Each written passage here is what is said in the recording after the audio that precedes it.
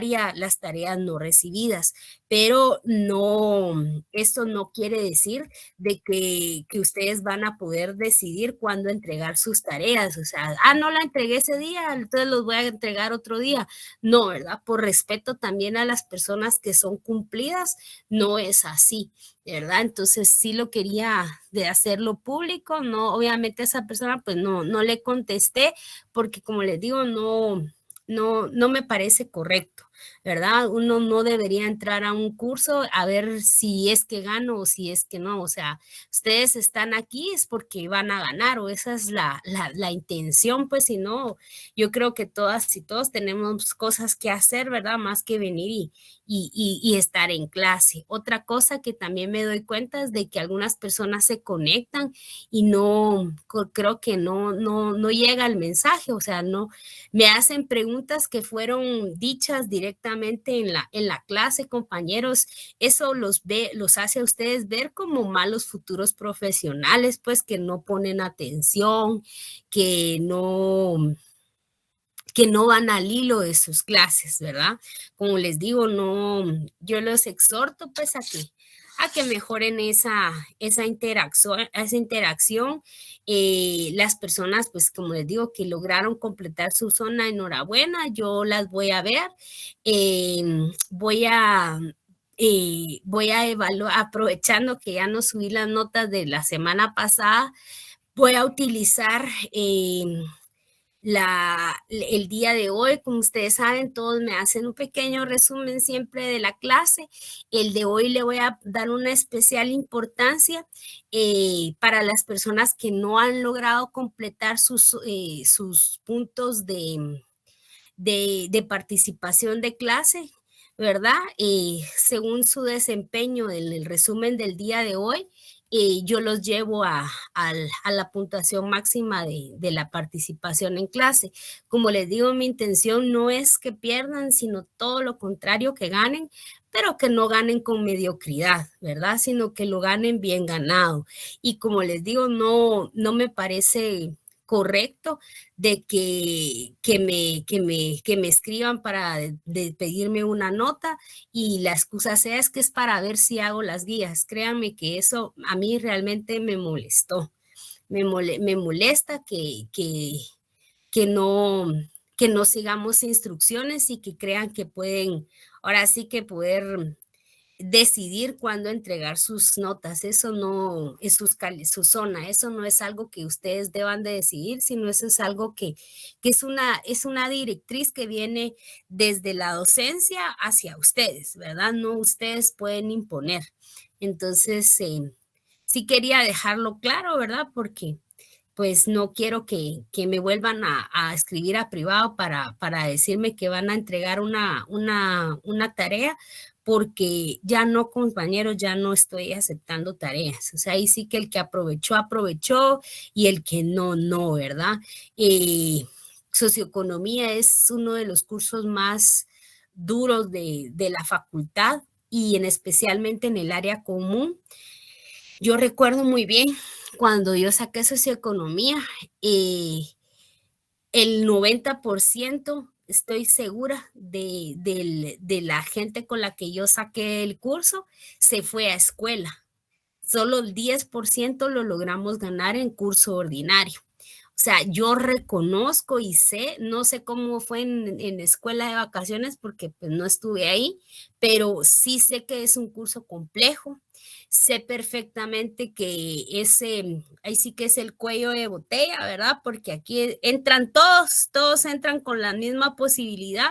Viene curso de socioeconomía y van saliendo menos, ¿va? Porque es como el 10-20% o hasta el 50% si mucho quienes logran ganar de forma satisfactoria el curso. Lo reconozco, es un curso complicado y por eso mismo le he tratado de darles oportunidades de que sí hagan por lo menos los puntos que eran 25 puntos, compañeros, de zona. O sea, solo ahí, ¿verdad? Tenemos casi que la garantía de que podemos llegar a zona mínima y con 3 parciales logramos, con 2 parciales y un final, lograr ganar el curso, ¿verdad? Si jugamos bien con nuestra zona. Pero sí es una cuestión como muy personal, ¿verdad?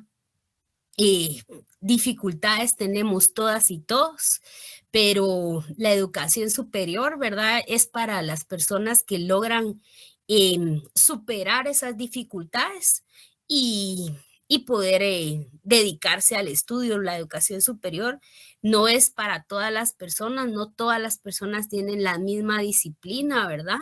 Entonces yo les exhorto a que sean ustedes esas personas que tienen la disciplina para poder ganar su curso de la forma satisfactoria, ¿verdad? Únicamente eso quería, como les digo, dije, hoy sí, a entrada les voy a hablar, porque sí lo veo necesario que pues estemos en la misma línea, ¿verdad? Quiero comentarles también, pues que, por ejemplo, el curso pasado había una persona que estaba preguntando que a qué hora se había pasado el link para hacer la prueba. Miren, compañeros, yo contesto por respeto, ¿verdad? Pero ¿cómo hacer eso que alguien 10, 20 minutos antes de terminar la prueba esté preguntando? Eso quiere decir que no se metió al curso. Si ustedes creen que sin meterse al curso van a ganar, eso no va a pasar, pues. Ustedes tienen que leer y estar en el curso para entender su lectura. Pero yo aquí no les puedo venir a repetir así como hoy son 60 páginas de la acumulación originaria.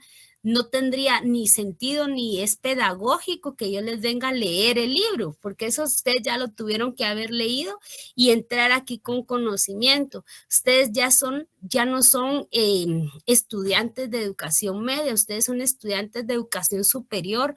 Ustedes saben qué significa eso, que el 70% del conocimiento tienen que ser ustedes los responsables de ver cómo lo adquieren. Tenemos la página del blog de ciencias económicas.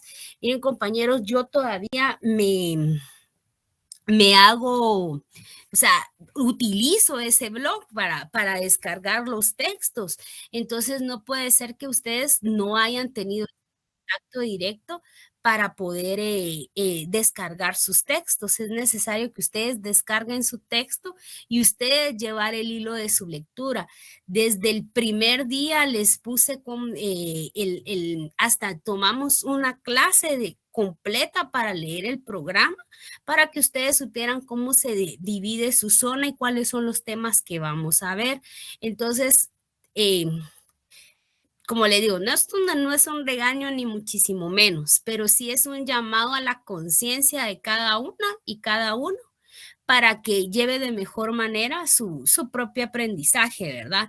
Como les digo, hacen preguntas en el grupo que realmente solo dentona que no están poniendo atención, ¿verdad? Entonces a mí realmente vergüenza me daría evidenciar que no soy una persona, un estudiante regular, ¿verdad? Que solamente ahí sí que solamente estoy inscrito, ¿verdad? Porque para mí alguien que pregunta 20 minutos antes, miren, ya pasaron el link de la prueba, cuando en clase se está pasando, es porque esa persona no está, o sea, ¿qué nota puede tener una persona así? O sea, eso no, a mí no me afecta, pues yo ya gané mis cursos, o sea, yo ya me gradué ya 2 veces, entonces yo ya pasé por eso. A quienes les afecta de forma directa es a ustedes, ¿verdad? Si no entran a clase y andan ahí, como dice, bateando, pues a quien les va a afectar es a ustedes, ¿verdad? Solamente tenemos 2 clases más, que es esta y la próxima, luego ahí se acaba. Después de eso se acaba, lo próximo ya es el examen final. Eh, si ustedes se ponen de acuerdo y solicitan un repaso a mi persona, yo con mucho gusto lo doy, pero es algo que también tiene que nacer de ustedes el solicitarlo, ¿verdad? No, yo como les digo, he tratado con ustedes, llevo 2 cursos y con ustedes hoy he sido mucho más permisiva, pero sí veo que algunos compañeros de ustedes, obviamente no todos, ¿verdad? Sí andan como quien dice bateando, compañeros, ¿verdad?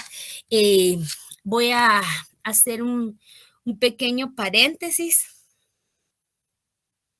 para enseñarles el programa del curso que ya lo tienen y todo, pero quiero quiero por favor que quede claro cómo se dividió nuestra zona, ¿verdad? Y cuáles son los puntos que debemos de tener hasta el momento.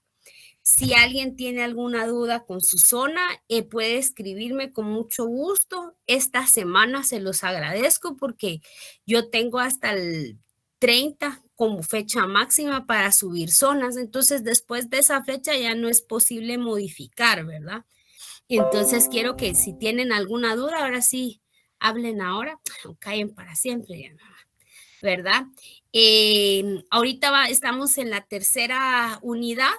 El tema de esta clase es la formación económica social capitalista, también llamada la acumulación originaria de capital, que es la génesis del capitalismo, ¿verdad? En este examen final entra de lleno la tercera unidad como tal.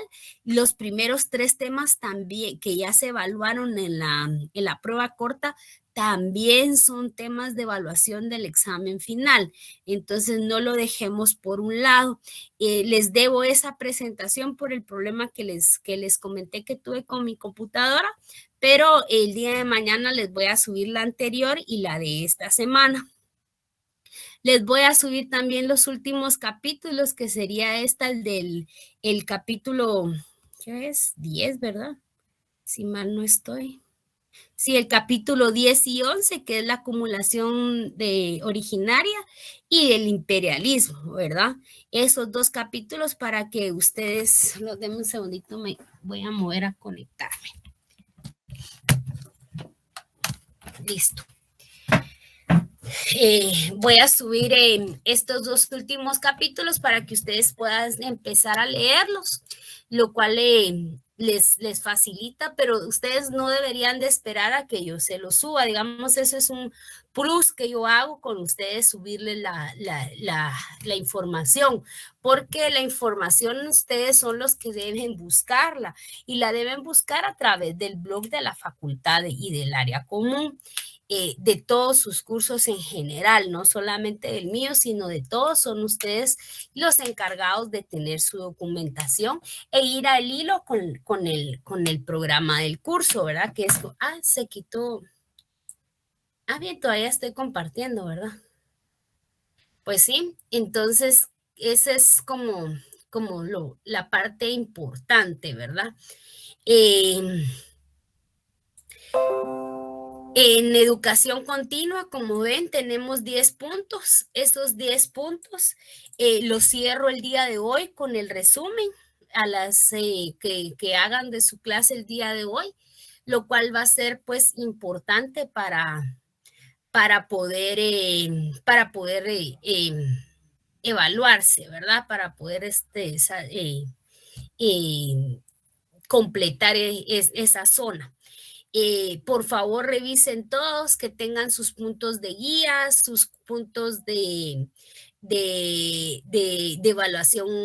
evaluación continua, y cualquier duda pueden escribirme. Les voy a subir también la nota de la comprobación de lectura, lo haré en el transcurso de la semana para poder completar su zona en el tiempo que me da la facultad, que es hasta el 30 de abril. Obviamente lo voy a hacer antes para que cualquier duda podamos modificarla, porque después ya no hay forma de modificar zonas, ¿verdad? Sí, Glendy. Buenos días, licenciada. Solo con una consulta. Tengo entendido que ahorita la plataforma de Soy Económicas no está funcionando, ¿verdad? Sí, pero fíjate que yo no hago las cosas por Soy Económicas. Yo la hago directamente en una plataforma aparte, que es la plataforma de notas, de control de notas. Entonces, yo creería que si de aquí al martes no ha funcionado la plataforma de Soy Económicas, que es como ustedes pueden ver sus notas, yo con todo gusto puedo descargar el PDF que no ha estado funcionando. Supuestamente está en mantenimiento, lo cual quiere decir que en cualquier momento lo habilitan, no es como que no vaya a funcionar. Sí va a funcionar, solo que está en mantenimiento. Pero si de aquí al martes no está funcionando, yo descargo el PDF y se los hago llegar directamente por WhatsApp para que ustedes puedan ver su calificación. A mí no me gusta hacer eso porque eso es como en mis tiempos, pues no había de otra, ¿va? Publicaban las notas y ahí todos miraban las notas de todos, pero ahora ya no es necesario, ¿verdad? Sí, así a mí me parece también que supuestamente hoy lo habilitan, entonces esperemos que así sea. Si no es así, sí vamos a tener que recurrir a la vieja escuela, que es publicar notas para que todos se puedan enterar de su calificación, que sí es importante por cualquier punto ahí que tengan perdido poderlo solicitar, ¿verdad? Esperemos que no. Otra cosita, ¿hay alguna duda hasta el momento de algo que hayan leído o algo? Espero que estén leyendo, compañeritos, de verdad, porque como les dije, este curso no se gana si no es así, a pura lectura y lectura y lectura, ¿verdad? Bueno.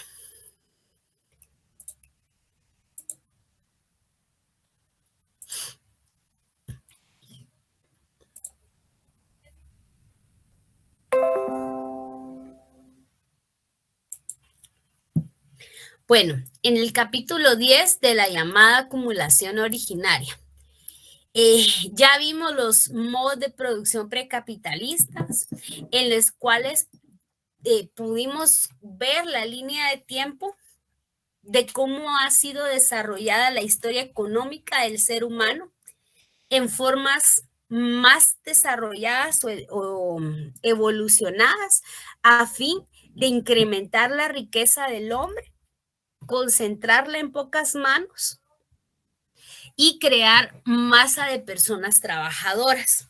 Desde los tiempos de la era primitiva, ¿verdad? Cuando vemos que las personas consumen lo que producen, luego se crea un excedente, este excedente hace que sea necesaria mayor fuerza de trabajo.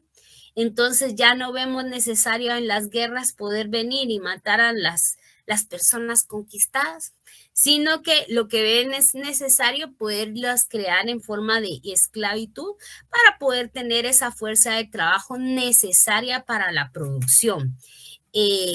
Esa, esa fuerza de trabajo necesaria para la producción ha mutado de muchas formas, desde ser esclavos sin garantías ni mínimas de vida, se podría decir, ¿verdad? Porque eran relegados a solamente mano de obra esclavizada, en el cual pues no eran dueños ni de su propia vida ni de su propio vientre, ¿verdad? No podían engendrar, no podían tener una vida normal. Luego vemos que esto cambia y se modifica a un sistema, un régimen feudalista, un régimen pues que tiene otro tipo de variaciones productivas económicas, en la cual también pues se crea un excedente de la producción, ¿verdad? Y luego vemos cómo la burguesía al finalizar de este régimen feudalista, la burguesía es la encargada de venir y cambiar esa estructura de ese régimen económico establecido hasta el momento. ¿Por qué? Porque las personas ya tienen la necesidad de poder tener poder y el poder no lo podían ostentar habiendo un monarca, ¿verdad? Cuando existía una monarquía en la cual de forma absoluta era como dueño de las tierras en su totalidad, un tipo de semidios, pero humano, ¿verdad? Alguien que no puede ser tocado, alguien que no puede venir y ser cuestionado, sino que únicamente se beneficia de toda la producción total. Entonces, es esta burguesía, es estos terratenientes quienes cansados de esa desproporción, ¿verdad?, que se da, optan por hacer cambiar las condiciones, lo cual lleva a otro régimen. Pero antes de la instauración de lo que hoy conocemos como el régimen capitalista, hubo un lapso, una era en la cual se acumula ese capital, ¿verdad? Sabemos que el dinero por sí solo no crea capital, sino es la acumulación de el que crea capital, y a su vez crea más dinero, ¿verdad? Entonces, el tema de hoy permítame. El tema de hoy es directamente ese antes del capitalismo que hoy conocemos. Bueno, primero, si ustedes se dieron cuenta, el libro pues entra directo a hablar de la plusvalía y pues yo creo que es necesario que tengamos pequeños conceptos. Omitan parte 5 y 6, perdón por no borrarlo, se me fue, pero nos quedamos hasta aquí estos 4. A ver, vamos a hacerlo así. Lo vamos a cortar. Dice, la plusvalía. La plusvalía, entonces, es el valor del trabajo no pagado que el obrero asalariado crea.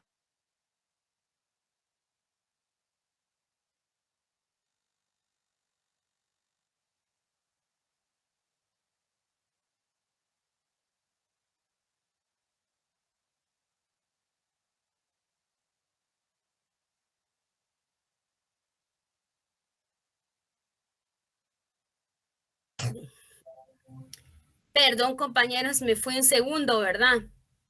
¿Qué pasó, licenciado? Yo pensé que se la veía en internet. Y de hecho, se me fue el internet. Solo me puse, estamos restableciendo conexión, pero como tengo ahí el plan B de los datos, entonces rápido se como conecté. respaldo. Sí, es que les comenté que donde vivo yo vivo en Fraijanes, es carretera, pero vivo así como en una aldea. No como así, vivo adentro de una aldea está la colonia en la que yo vivo. Y miren ustedes, yo creí que esas cosas de electricidad solo se vivían, no sé, en el interior del país, pero no. Aquí se nos va la luz hasta una semana, así como lo oyen. O sea, Eso sí no lo sabía. sí, no, yo tampoco, hasta que me tocó vivirlo. La vez pasada, en 5 días, de los 5 días, hagan de cuenta que tuvimos 30 horas de electricidad, o sea, venía por ratitos y se iba todo el día y así. Entonces es bastante inestable donde yo vivo, la electricidad. Y así como ahorita, pues se me fue el internet y la luz también, entonces, pero ahí yo tengo mi plan B porque estoy conectada a un UPS que me dura casi las 2 horas, o sea, me ha tocado que tener esas herramientas porque aquí no son un lujo, sino, por ejemplo, ahorita no podría dar clases, ¿verdad? Entonces, les cuento que lo que callamos los pobres, ¿verdad? Sí, casi no tengo estabilidad de energía eléctrica. En fin, la plusvalía, entonces, por ejemplo, cuando alguien hace artesanías, ¿verdad? Viene y de repente crea 100 monederos, ¿verdad? Al día. Ese es una exageración. 20 monederos al día. Estos 20 monederos al día, él le toma llevar un tiempo, ¿verdad? De cosido, de cortado, o sea, de ensamble, pero el patrón a él le paga el equivalente de 4 de esos 4 monederos. Eso quiere decir que él se queda con la ganancia de los otros 16 monederos, ¿verdad? Entonces, ¿quién gana en ese contrato? ¿verdad? El patrón. Entonces, eso es la plusvalía. Es ese trabajo que no se nos es pagado, pero que sin el trabajo del obrero, no, ¿sí, Estuardo?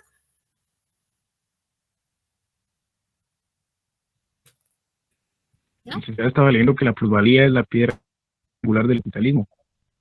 Sí, ¿verdad? Es la piedra angular del capitalismo, pero más que la piedra angular, su concepto en sí mismo es este. Según Marx, es la plusvalía, es el valor del trabajo no pagado del obrero asalariado. Crea, por eso es la piedra angular del capitalismo, porque el capitalismo se basa en ese trabajo no pagado al obrero. Por eso es que crea capital, ¿verdad? Entonces, nosotros, por ejemplo, todos aquí tenemos un trabajo. Bueno, en mi caso, pues es un poquito complejo porque yo trabajo para una fundación, entonces nosotros no somos lucrativos. Pero los que trabajan en la industria directamente saben de que ellos producen tanto al día y esa producción es vendida por encima del salario que se les es pagado, ¿verdad? Eso es la plusvalía, eso es el remanente que le queda al productor y por eso es que es la piedra angular, porque es lo que le da vida al capitalismo. Si no existiese plusvalía, no existiese un capitalismo instaurado. Por ejemplo, si en vez del el patrón viene y en vez de pagarle el equivalente a 6, viene y le paga el equivalente a 15, porque 3 es para esto y 2, o sea, hiciera un reparto más justo, 2 le quedan a él, pero como él tiene 10, entonces en realidad le quedan 20 para él, 20 monederos para él. O sea, si hubiera un reparto justo en las ganancias, no existiera la plusvalía, pero la plusvalía es ese reparto injusto entre el salario y lo que nosotros trabajamos. Por otra parte, el plusproducto es ese producto creado por los trabajadores en la esfera de la producción material, por encima del producto necesario. Es eso que hacemos que no es vital, pero que se produce para poder crear más oferta en el mercado, ¿verdad? Es eso que no satisface necesidades inmediatas, sino que satisface necesidades externas, ¿verdad? Donde ya no producimos lo que necesitamos, sino producimos más de lo que necesitamos. Por ejemplo, la industria de los celulares. Sí, Jeff. Licenciada, solo una consulta. Entonces, ¿se podría decir que eso del plusproducto es como generar un sobrestock? ¿Se podría decir? ¿No? Sí, porque recordate que anteriormente en la comunidad primitiva solo producíamos lo que necesitábamos para comer. Luego en la producción feudal producíamos lo que necesitábamos para comer y lo que necesitábamos para pagar nuestro tributo. Y en el capitalismo producimos lo que necesita el capitalista que produzcamos, aunque esto sea algo desmedido. Por ejemplo, les hablaba de la industria de los celulares. ¿Quién de todos aquí cambió celular este año? Que puedan solo levantar la mano como referente. Yo no. ¿No? Va, Eduardo, por ejemplo, cambió de celular, Gustavo también, Emerson también, yo también, ¿verdad? Varios hemos cambiado de celular en este año, pero muchas veces no cambiamos de celular porque tengamos necesidad de cambiarlos. En mi caso, sí fue un poquito así porque ya a veces no tengo el tiempo necesario para sacar la laptop y andar, se me hace incómodo. Entonces mi celular era bastante básico, entonces me vi en la necesidad de comprar un celular que fuera casi que computadora, que sea rápido, que pueda subir archivos, que pueda compartir, que pueda tener un RAM, o sea, tuve la necesidad de cambiarlo, pero muchas veces no es esa la necesidad que tenemos, sino que lo hacemos porque queremos, ¿verdad? Entonces tenemos una sobreproducción de celulares. Hay más celulares en el mercado que personas que necesitan celulares. Y por eso también genera un montón de industrias invasivas y extractivas para poder satisfacer esa necesidad que ni siquiera tenemos realmente, ¿verdad? Es ese plusproducto, es cuando se produce más de lo que se necesita, pero esa es la base capitalista. El precio, por ejemplo, es la expresión del dinero, del valor de la mercancía, pero el precio es algo no regulado, el cual directamente pues decide de alguna forma el capitalista, ¿verdad? El dueño de los medios de producción. La producción, por otra parte, es el proceso de creación, de bienes con B alta, de bienes materiales necesarios para la existencia. Si ustedes ven, o sea, solo era para que podamos tener ahí conceptos claves que creo que son importantes para poder entender lo que es la acumulación originaria, ¿verdad? Entonces, para entrar en materia, el secreto de la acumulación originaria dice, el dinero se convierte en capital, de este sale la plusvalía porque gracias a ese capital es posible contratar mano de obra, adquirir medios de producción, poder interferir en la materia prima. Y así es como el dinero puede convertir el capital cuando ya tiene interactuado al hombre y la naturaleza. Si no está el hombre y la naturaleza interactuando entre sí, no es posible crear un capital.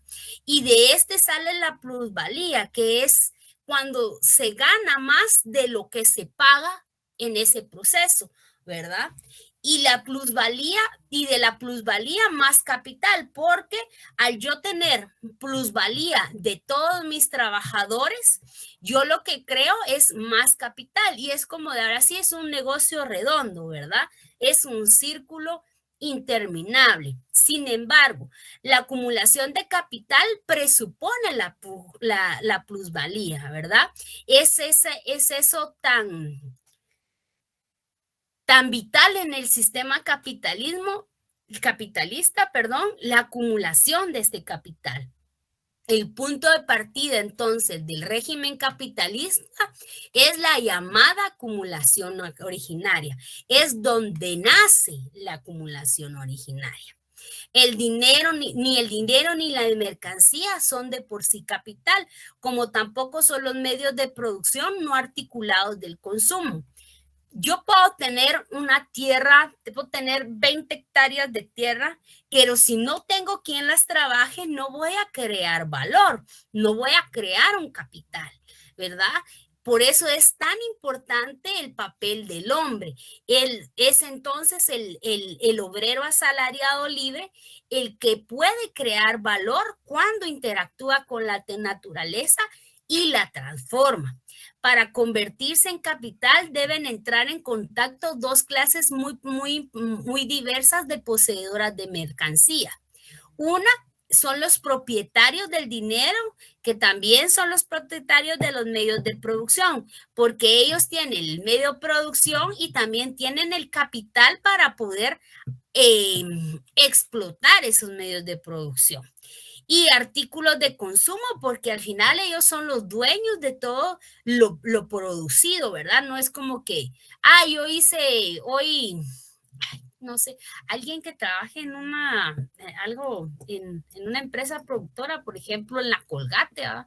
Yo hoy empaqueté 20, 50, bueno, eso ya lo hacen máquinas, ¿va ustedes? Ya empaqueté 50 pastas dentales, ¿verdad? Y yo me voy a llevar esas, no, ¿verdad? El dueño de ese trabajo es directamente el capitalista, ¿verdad? El que es el dueño del medio de producción, ¿ya? Y por eso son también dueños de los artículos de consumo. Y de explotar la suma del valor de su propiedad, porque lo que se busca es explotar al máximo ese valor, ¿verdad? Y poder obtener la máxima ganancia. Y de otra parte, los obreros libres, que son los otros que interactúan para poder crear ese capital. Porque sin los obreros no existe capital. O sea, no hay quien trabaje, ¿verdad? Ellos son vendedores de su propia fuerza de trabajo, dice, y por lo tanto de su trabajo. Según Marx, de lo único que somos dueños es de nuestra fuerza de trabajo. ¿Esto qué quiere decir? Que si nos vamos así como muy a la forma estricta de la palabra, nadie debería de trabajar en un lugar donde no se sienta cómodo, porque, o sea, mal pagados en cualquier lado a ustedes, entonces mínimo podernos sentir cómodos en el espacio en el que laboramos. Esa es parte de esos beneficios, digamos, llamémosle así, que nos da el capitalismo, porque anteriormente en el feudalismo sí no había de dónde, va ustedes, o sea, y en el esclavismo menos, te tocaba trabajar y si no eras azotado, ¿va? Pero el capitalismo lo que conlleva es obreros libres, pero libres de vender su fuerza de trabajo, no libres de trabajar, no, libres de vender su fuerza de trabajo. Pero esas libertades también son cooptadas y muchas veces restringidas. Eso lo vamos a ver más adelante en el mismo capítulo. No lo va infiriendo, ¿verdad? Entonces, vemos cómo la acumulación originaria, ¿verdad? Para poder crear capital, tienen que interactuar dos clases. Una son los propietarios de los medios de producción, los llamados capitalistas, y lo otro son los obreros libres, que es la mano de obra que interactúa con la naturaleza. No se crea valor los medios de trabajo solos por sí mismos, y eso lo tenemos que tener claro. ¿Por qué creen que cuando hay cuestiones sindicales tienen tanto peso? ¿Alguien se ha puesto a pensar por qué? Dirán ustedes, ¿por qué? Ay, pero ¿por qué hacen caso a los sindicatos? Los sindicatos, por ejemplo, sindicatos históricos en este país, como el de Coca-Cola, son fuertes porque saben la fortaleza que tienen. Si un día el sindicato de Coca-Cola viene y decide por condiciones laborales no trabajar todos, ¿qué creen que pasaría para la Coca-Cola? Eso le bajaría inmediatamente sus ganancias. Obviamente no los va a dejar pobres, pero ellos no quieren por ninguna manera perder ganancias y saben que es mejor venir y satisfacer las demandas de los trabajadores que dejar de producir un día. Así de fuerte e importante es la fuerza de trabajo. ¿Sí, Raúl? Disculpe, licenciada, no sé si tiene mucho que ver con el tema, pero hablando de las pérdidas y ganancias, por ejemplo, Coca-Cola, en una entrevista que le están haciendo a Cristiano Ronaldo, cuando Cristiano Ronaldo movió las botellas de Coca-Cola y dijo que era más saludable el agua, las ganancias de Coca-Cola se habían disminuido bastante en el momento. Claro, porque imagínate que una superestrella como es Cristiano Ronaldo venga y algo tan simbólico, ¿va? Quitar la Coca-Cola y poner la botella de agua pura. Eso es simbólico, ¿verdad? Digamos, sí es parte de, porque demuestra eso, ¿verdad? Cómo las acciones a nivel individual pueden influir tanto a nivel industrial, ¿verdad? Que una persona, pero obviamente no era soldado raso, a ustedes es Cristiano Ronaldo, que es una superestrella del fútbol. Sí, que es más que yo a él lo veo, miren ustedes, yo no soy muy fan del fútbol mundial, pero me encanta el fútbol. Y algo que puedo hablar de Cristiano es que él es un robot ser humano, ¿va? El tipo tiene una forma de vida que uno dice, eso no es normal, ¿va ustedes? Pero el tipo está en otro rollo, en otro plano, ¿va?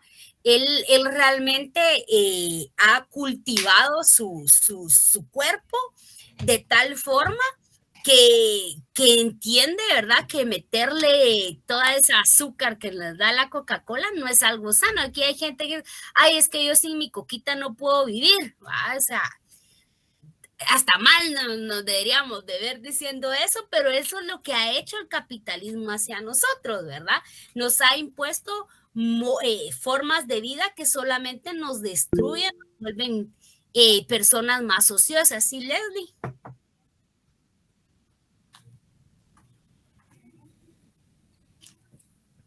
¿No, Leslie? Pues sí. Entonces, por ejemplo, como les decía, si los sindicatos tienen esa gran fuerza, y no es porque, o sea, ay, es que yo no sé por qué los complacen porque si ellos paran producción, la pérdida es mucho mayor. Y venir y decir, ay, ¿por qué no los despiden a todos y contrata? Pero ustedes tienen idea cuánto dejaría de perder una empresa. Ok, Leslie, no tengas pena. Si puedes hablar ahí, con mucho gusto. ¿Cuánto podría perder una empresa si para funciones en lo que hace la contratación? Imagínense la Coca-Cola 10 días cerrados en lo que vuelve a contratar todo el personal que ya tiene. Eso no es factible, compañeros.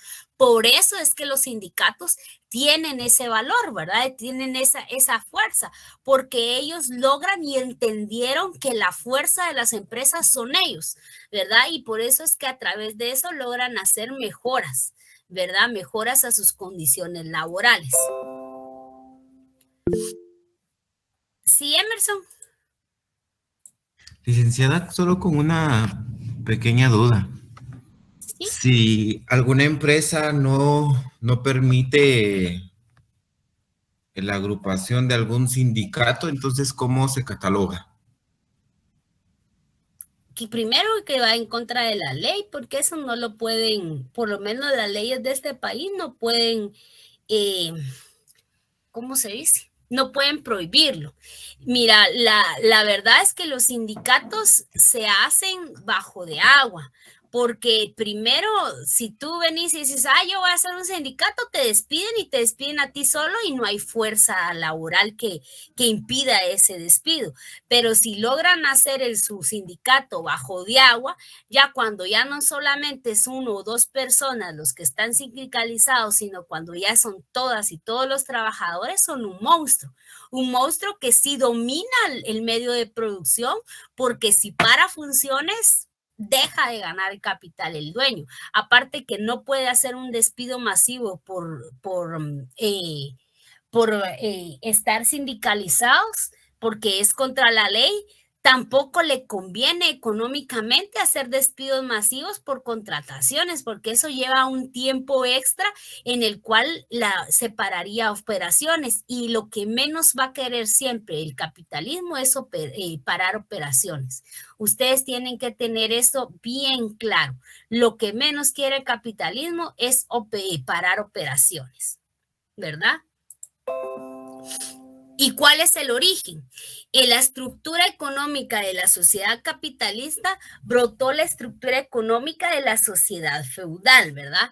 Es este feudalismo el del que se crea el capitalismo. ¿Cómo? Cuando los burgueses se cansan, esa nueva clase se cansan del poder de la monarquía, y lo que quieren es poder ya tener un poder político y económico más pronunciado dentro de esta sociedad, ¿verdad? El productor directo, el obrero, no pudo disponer de su persona hasta que no dejó de vivir encadenado a la gleba, o sea, ser parte de este feudalismo y de ser siervo dependiente de otra persona. El movimiento histórico, entonces, que convierte a los productores en obreros asalariados, representa la liberación de la servidumbre y la coacción gremial, convirtiéndose en vendedores de su fuerza de trabajo al ser despojados de todos sus medios de producción y de todas sus garantías de vida. Cuando una persona no tiene medios de producción, cuando una persona no tiene tierra que trabajar para comer, se le llama obrero asalariado, ¿verdad? Que no es más que personas que somos expropiadas de los medios de producción, y que la única forma que podemos ganarnos la vida es por medio del trabajo, ¿verdad? Esa es la única subsistencia que se tiene. Entonces, cuando estamos negados, cuando no tuvimos medios de producción, somos y pasamos a ser parte de la masa de fuerza de trabajo. Ah, no, pero es que fíjese que yo sí tengo mi terrenito, entonces yo no soy obrero, ¿verdad? Yo soy de otra clase social, ¿verdad? Si tu terrenito no son 20, 100 hectáreas, eres obrero, ¿verdad? Porque estás en la necesidad de trabajar para la subsistencia, ¿verdad? Inclusive los campesinos, hay campesinos que también son obreros asalariados, ¿verdad? Hay algunos de que dejan de trabajar en sus tierras en ciertas épocas y se van a ¿cómo se llama? A cosechar café, por ejemplo, ¿verdad? Que es uno de los fenómenos que más se ve, porque no, su pequeña porción de tierra no le permite obtener lo necesario para no trabajar, que sería lo ideal, ¿verdad? Que todos tuviéramos una tierra que pudiéramos trabajar y vivir de ella. Esa es como la utopía, ¿verdad? Pero al menos de algunos, no sé si de todos.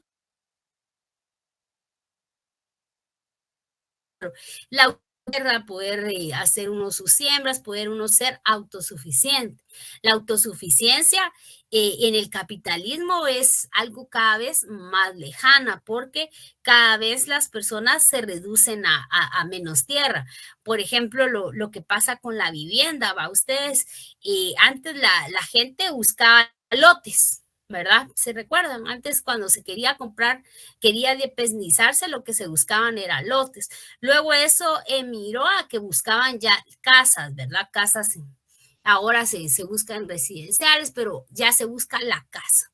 Ahora ha mudado a la vivienda en vertical, entonces tú ya ni siquiera eres dueño de la tierra en la que vives. Lo que estás comprando es aire, ¿verdad? El apartamento es muy bonito, pero te priva de ese contacto tierra-persona que todos deberíamos de necesitar. Todas las personas deberíamos ser dueños de un pedazo de tierra tan siquiera, ¿verdad? O esa es como la garantía mínima de vida que deberíamos de tener las personas, ¿verdad? Porque eso nos permite una subsistencia, pero si no, lo que nos convertimos es en vendedores mal pagados de nuestra fuerza de trabajo, porque también nos quedamos sin opciones.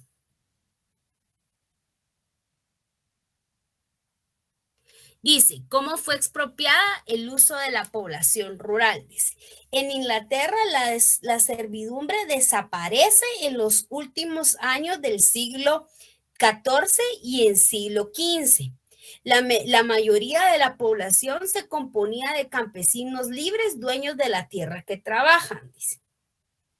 Porque en ese momento, al inicio, había muchas personas que eran dueños de sus pequeñas tierras de trabajo, las cuales fueron dadas en el régimen feudal para trabajarlas y para poder dar tributo, pero luego a estas personas les fueron quedando esas pequeñas porciones de tierra.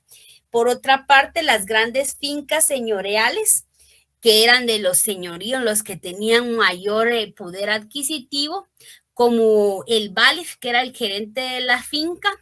Ante esas palabritas, sí, apréndanselas ustedes porque esas vienen.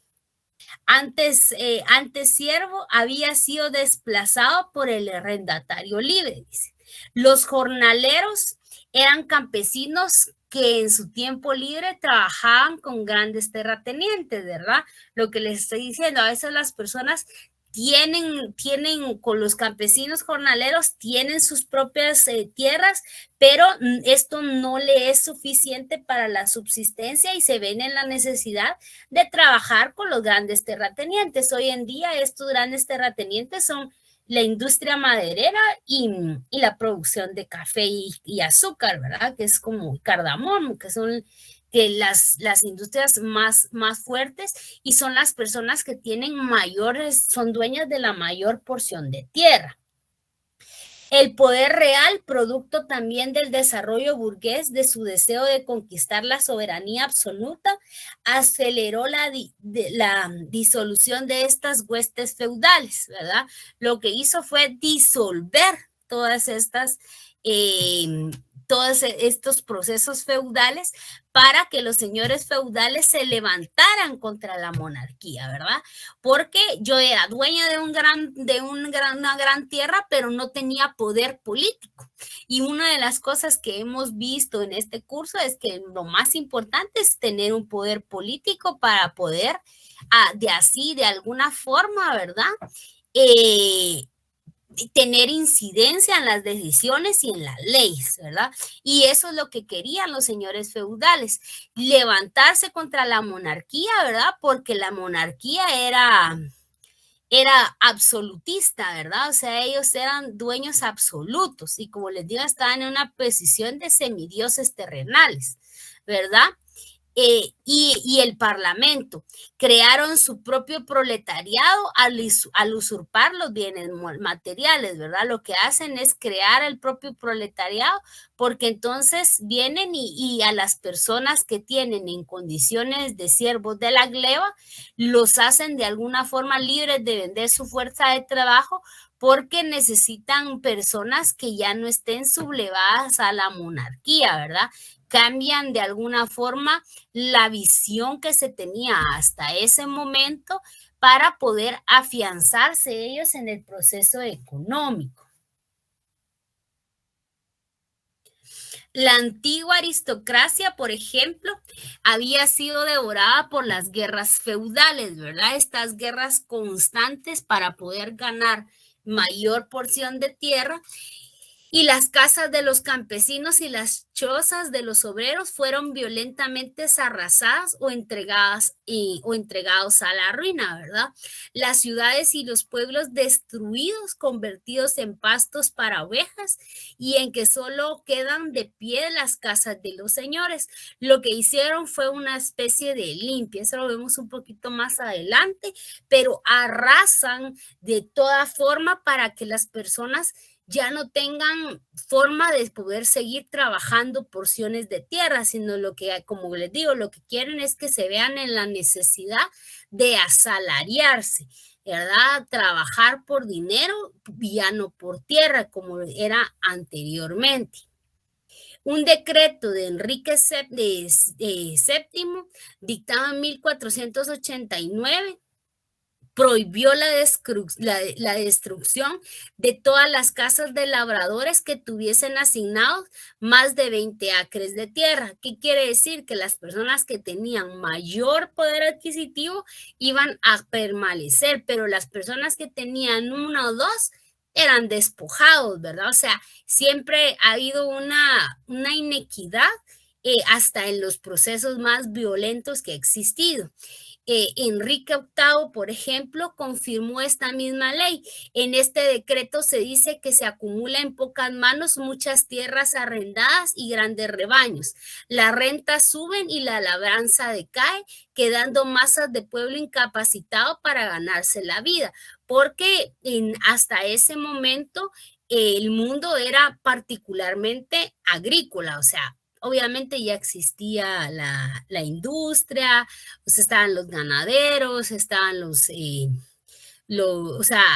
artesanos, pero la mayor parte de la economía era de tipo agrícola. Entonces, al no tener tierra, al venir y lo que hicieron fue que quitaron casas, quitaron todo tipo de ahí sí que dejaron llanuras, ¿verdad? Para que tierras ociosas para poder ahí seguir cultivando sus animales y que estos tuvieran donde comer. O sea, los grandes rebaños, ¿verdad? Desde ahí empieza eso, donde empieza esto de la piel, las carnes y los subproductos. O sea, las personas son despojadas para que el crecimiento ganadero se pueda dar en su totalidad.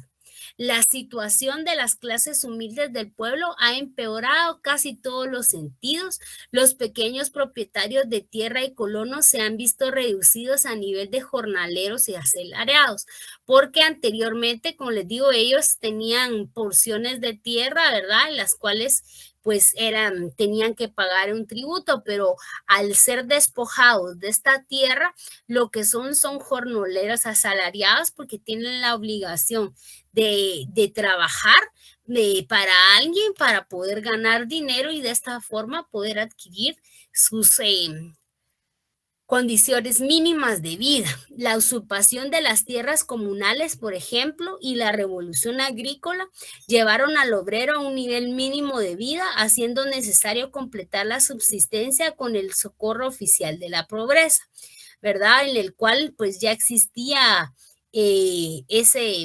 como ahora sí, como cuando en Estados Unidos que se quedan sin trabajo y les dan algún tipo de apoyo, ¿verdad? Un socorro de pobreza, lo cual tampoco era que les permitía, sino que solamente era como la alimentación, porque no querían gente muerta, sino querían gente que pudiera laborar, ¿verdad? Que pudiera asalariarse. Pero esta revolución agrícola llevó al nivel mínimo de vida de las personas, porque las personas realmente fueron despojadas para poder entregar sus tierras y de alguna forma poder obtener, ¿verdad?, la máxima ganancia de las tierras, aunque éstas se hicieran de alguna forma ociosas. Por supuesto, en el siglo XIX se pierde la conexión entre el agricultor y los bienes comunales. La población rural no tuvo ni un céntimo de indemnizaciones por los 3.511.770 acres de tierra comunales que entre 1801 y 1831 fueron arrebatados y ofrecidos como regalos a los terratenientes por el Parlamento de los terratenientes. Escuchen eso, ¿va? O sea, soy parte y de ambos lados, ¿verdad? Los mismos terratenientes despojan de las tierras comunales a las personas que en ellas vivían, ¿verdad? Y lo que hacen es quedarse ellos con esas tierras. Ellos mismos se hacen una repartición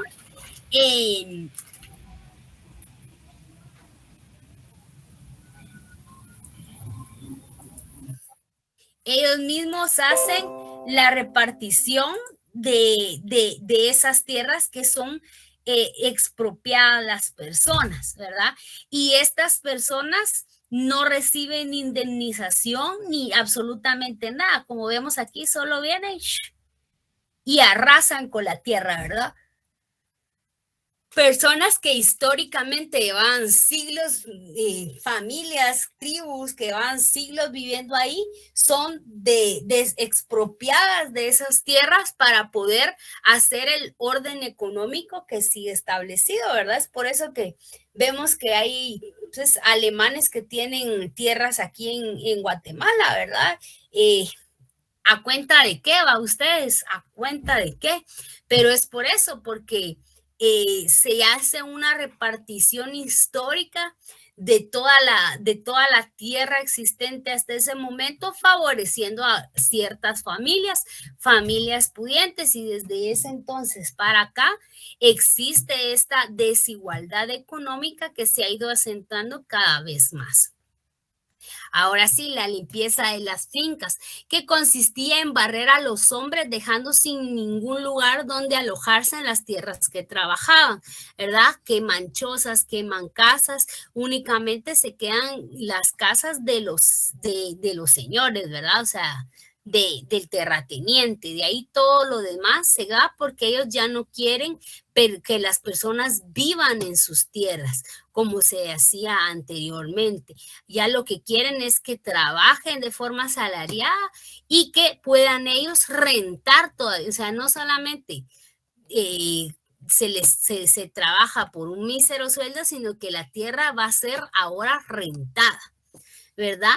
La depreciación de los bienes de la iglesia, la enajenación fraudulenta de las tierras del dominio público, el saqueo de los terrenos comunales, son los métodos utilizados en la acumulación originaria.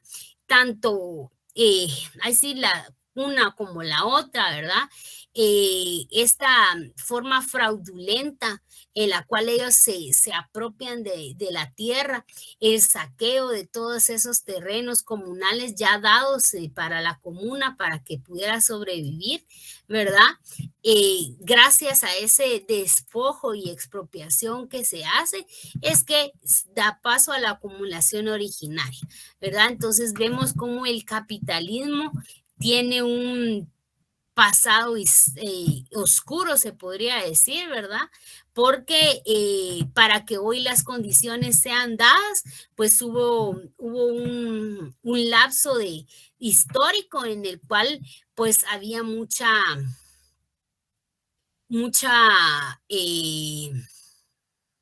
desproporción, ¿verdad? Y sobre todo expropiación de los medios de trabajo. Ustedes no sé si han visto de que los elefantes a veces los tienen amarrados a un pequeño trozo y un lazo. ¿Alguien ha visto eso? Yo por lo menos no sé, no, licenciada. No. Pues mira, por ejemplo, pues ahora ya no vemos tanto porque ya ustedes pues son mucho más jóvenes y ahora hay leyes en contra del cautiverio animal, pero antes, por ejemplo, ustedes iban a los circos y todo y tenían animales, los circos tenían animales y a veces era curioso como ver que un elefante estuviera amarrado, ¿verdad?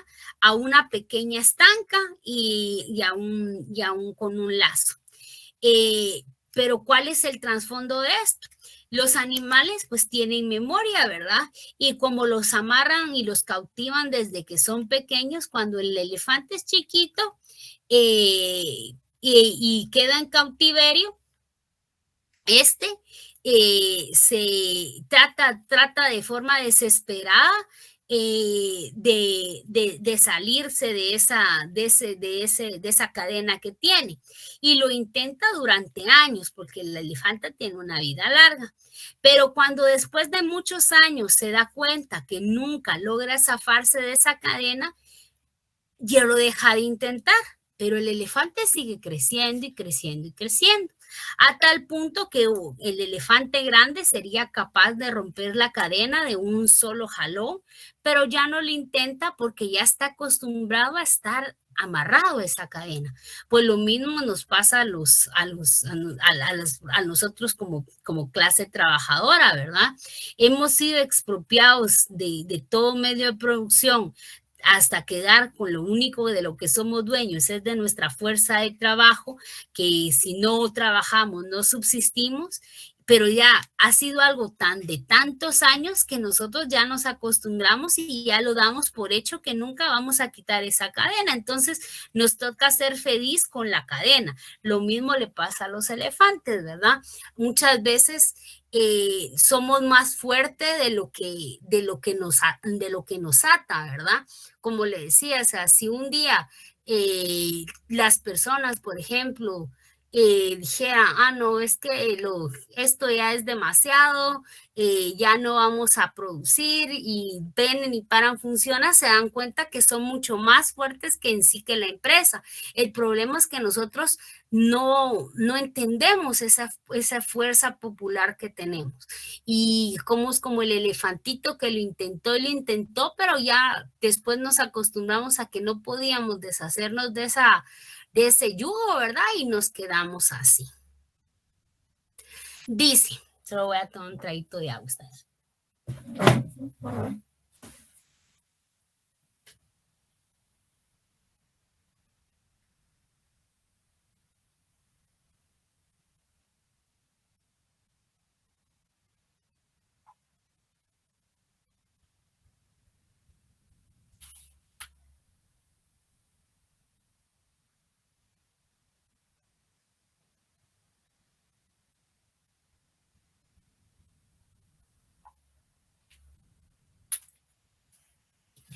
Ay, perdón, pero desde la mañana está, ya aguantaba mi garganta. Pues sí. Bueno, la legislación sangrienta contra los expropiados a partir de fines del siglo XV y leyes reduciendo el salario. Porque también el ser asalariados no ha sido una cuestión que se haya dado por sí misma, sino que han habido ciertas leyes, ciertos factores que han condicionado estas medidas, ¿verdad? Sobre todo eso, ¿verdad? Que han ido condicionando las formas en las que se da ese trabajo asalariado.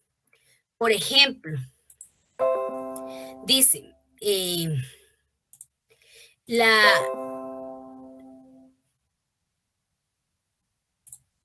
las personas expropiadas forman un proletariado libre sin medios de producción que no podían ser absorbidos por la manufactura con la rapidez que aparecían, ¿verdad? Porque habían más personas desempleadas porque ya no tenían medio de producción para poder subsistir que las empresas hasta ese momento instauradas, ¿verdad? Porque en ese momento fue arrasar, ¿verdad? Ya no quiero a nadie, no quiero tierras comunales, todo se lo vamos a dar a los terratenientes. O sea, en ese proceso inicial, ¿verdad? Había más mano de obra que había salido de las fincas, de las tierras comunales, y que no tenían cómo ganarse la vida, que lo que podía absorber la manufactura, que era la industria, que digamos era la de mayor auge en ese momento, ¿verdad? Que era con todas las ovejas, que hacen un papel súper importante en ese momento. Hoy en día, pues, ya eso ya es como más sintético, ¿verdad? La manufactura, pero en aquel momento era directamente por las ovejitas, ¿verdad? O la ruta de la seda, que también es parte importante en todo lo que es el comercio y esta parte de la acumulación. A finales de este siglo XV, entonces, se lanza una ley sangrienta contra el vagabundaje. El vagabundaje siendo castigado las víctimas por verse reducidos a vagabundos y mendigos. O sea, primero las personas tenían tierra en la cual trabajaban y producían lo mínimo necesario para subsistir. Se les es expropiado, se les echa y se les expulsa de esta tierra, y las personas, como no logran obtener un trabajo, pasan a ser vagabundos. O sea, son víctimas de esa misma situación y pasan a ser un problema social. Enrique VII establece que deberían obtener licencia para mendigar, de lo contrario eran azotes y reclusión. Y Enrique VIII reitera que la reincidencia se corta media oreja y a la tercera se le ahorca como criminal. Imagínense, compañeros. O sea, vemos cómo desproporcionalmente, no solamente no fue algo opcional ser asalariado, sino que también hubo mucho dolor a raíz de eso, ¿verdad? Eduardo VI crea un estatuto que si alguien se niega a trabajar, se le asigne como esclavo a la persona que lo denuncie. Y estas personas, cuando huían de alguna forma 2 semanas, un tiempo prudente así, lo que hacían era que se les marcaba con hierros con la palabra de slave, que es esclavo. ¿Por qué? Porque lo que buscaba era que las personas pues tuvieran desproporcionalmente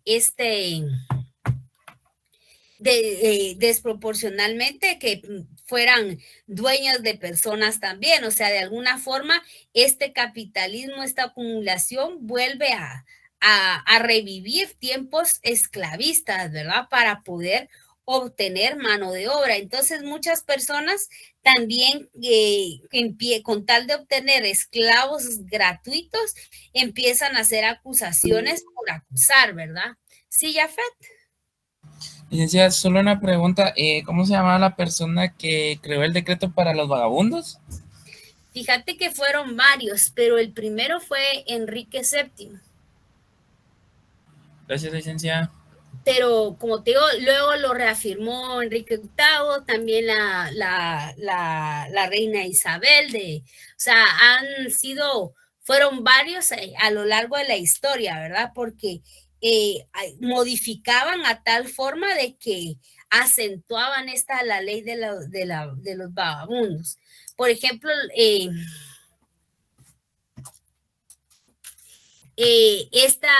esto de marcar a las personas tenía un trasfondo, ¿verdad? Que era poder de alguna forma garantizar, ¿verdad? Que iban a tener una mano de obra gratuita. No solo ya tenían tierra, sino que también tenían mano de obra, ¿verdad? En Inglaterra, ¿verdad? Bajo el reinado de Enrique VII es que se crea la ley de los mendigos y los viejos incapacitados, ¿verdad? Perdón. Y Eduardo VI es el que crea el estatuto como dictado por el primer año en su reinado, en aquel 1547-1530, ¿verdad? O sea, que vemos que es algo que empieza desde mucho antes. Por ejemplo, la reina Isabel en 1572, no la reina Isabel que conocimos, sino la primera, ¿va ustedes? Dice que los mendigos sin licencia y mayores de 14 años serán azotados sin misericordia y marcados con hierro candente en la oreja izquierda en caso que no quieran trabajar, ¿verdad? Y van a ser tomados por 2 años a su servicio. O sea que no solamente no tenía yo dónde trabajar, sino que el hecho de no trabajar me generaba un problema que me volvía esclavo porque no tenía dónde trabajar. Imagínense qué situación tan jodida, ¿va? O sea, estar entre la espada y la pared. Pero pasé de tener una tierra en la cual podía subsistir a estar en la calle mendigando y todavía tener problemas por estar mendigando cuando no fue algo opcional, ¿verdad? Las personas acababan de ser expropiadas y así es como empieza esta mano de obra barata, ¿verdad?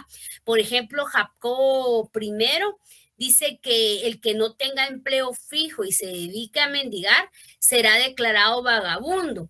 Y los jueces de paz, por ejemplo, quedan autorizados a mandar y azotarlos en público y recluirlos a la cárcel, ¿verdad? Y luego llega hasta un momento que pueden llegar hasta a ahorcarlos como criminales cuando eso no fue una cuestión opcional, ¿verdad? Yo creo que lo que debemos de tener claros es que las personas no deciden, ¿verdad? En la antigua Francia o en Inglaterra, Escocia, decir, no, yo no quiero trabajar, sino que en realidad no tienen ya no hay quien les emplee, y el hecho de que no haya quien les emplee hace que estas personas monarcas se aprovechen de eso y les quiten toda garantía de vida, ¿verdad? Que puedan llegar a tener, ¿verdad?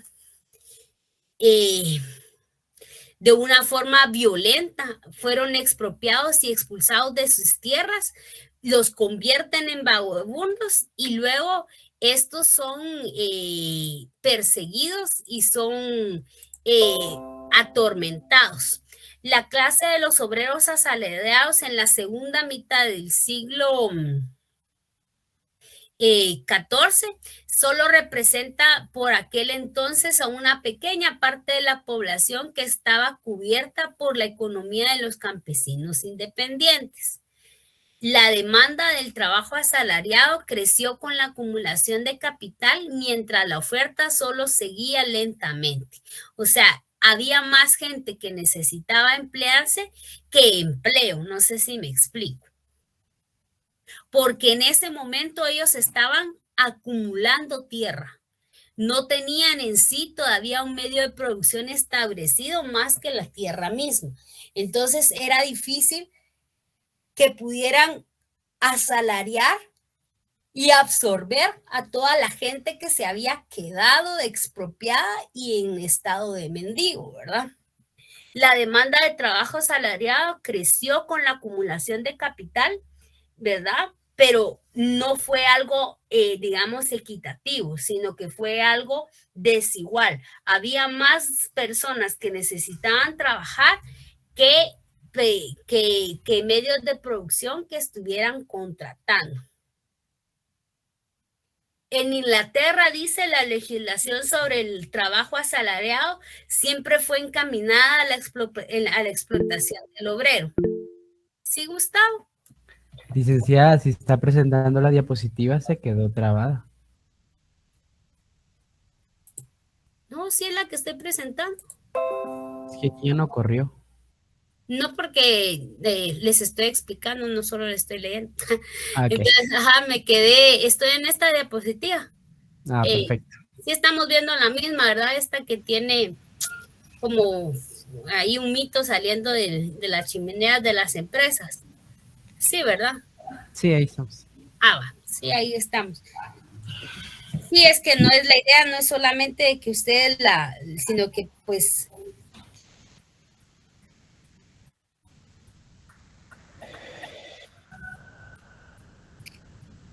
solo necesitamos pues ir entendiendo cada una, ¿verdad? Si ustedes tienen alguna duda, pueden intervenir. Bueno, dice, en Inglaterra,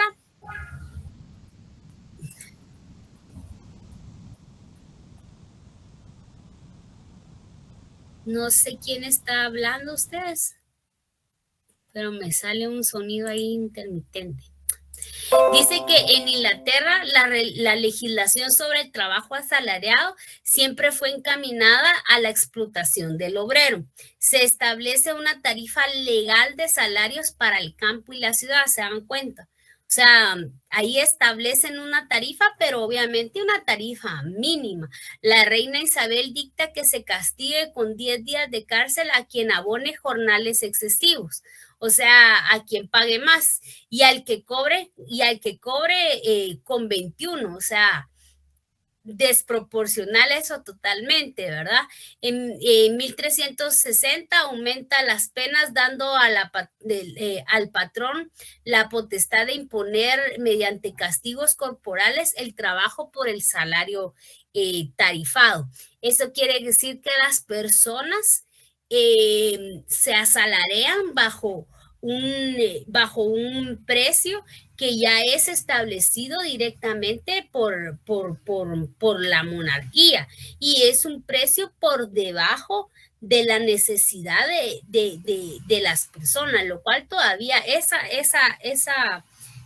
ley todavía está en nuestros días, ¿verdad? O sea, el sueldo está por debajo de las necesidades económicas de las personas y es por eso que vivimos en pobreza, porque se necesita más de 2, 3 personas para mantener una sola familia, ¿verdad? O sea, eso del hombre proveedor es una cuestión que no ha existido nunca en realidad porque siempre ha sido necesaria la intervención económica de la mujer y de los hijos para la subsistencia, ¿verdad?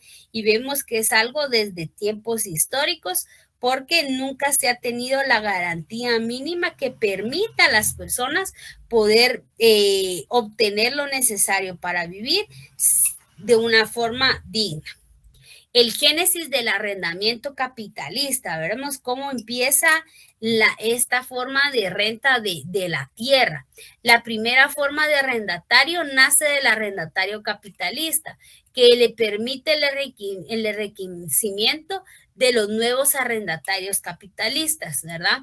Lo cual las personas pues ya luego que se quedan sin dónde vivir, ¿verdad? También necesitan entonces, a medida que van pudiendo asalariarse, necesitan tierra donde vivir, ¿verdad? Para poder levantar sus chozas. Entonces, de las mismas tierras que fueron expropiadas, ahora se les renta para poder tener ahí su vida. Durante el siglo XV, el campesino independiente y el obrero agrícola trabaja al jornal y cultiva su propia tierra, pero no salen de la mediocridad porque no tienen subsistencia necesaria, ¿verdad? Porque la forma desproporcional del obrero agrícola, o sea, el poco ingreso económico que se le da en pago de su trabajo, no le permite poder crear las condiciones de vida, ¿verdad? La revolución agrícola de último tercio del siglo XV, que dura casi todo el siglo XVI, enriquece al asalariado con la misma celeridad que empobrece la población rural, ¿verdad? Enriquece al arrendatario, perdón, con la misma celeridad que empobrece a la población. O sea, entre más dinero tiene el arrendatario de la tierra, menor es el dinero que tienen los trabajadores directos. Por ejemplo, en el siglo XVI, ¿verdad? Viene a añadirse un factor decisivo, que son los contratos de arrendamiento. Eran entonces contratos a largo plazo que abundan entre 90 y 9 años, ¿verdad? O sea, alguien podía arrendar una tierra hasta 99 años. Consiste en la depreciación de los metales preciosos y por tanto del dinero. Fue para los arrendatarios una lluvia de oro, ya que las personas pues estaban obligadas a pagar por toda su vida y la vida de sus hijos por ese pedazo de tierra, ¿verdad? Y aún así la tierra jamás iba a ser de ellos, aún prescindiendo de todas estas circunstancias. Se descienden de los salarios, ¿verdad? Todo esto desciende directamente del salario que puedan tener las personas, ¿ya? Y a finales del siglo XVI, Inglaterra crea una clase de arrendatarios capitalistas ricos que se acostumbraba en aquellos tiempos. O sea, vemos cómo se crea una otra clase social a partir de esta situación, se crea esta clase social, ¿verdad? Que es una clase social que arrenda la tierra.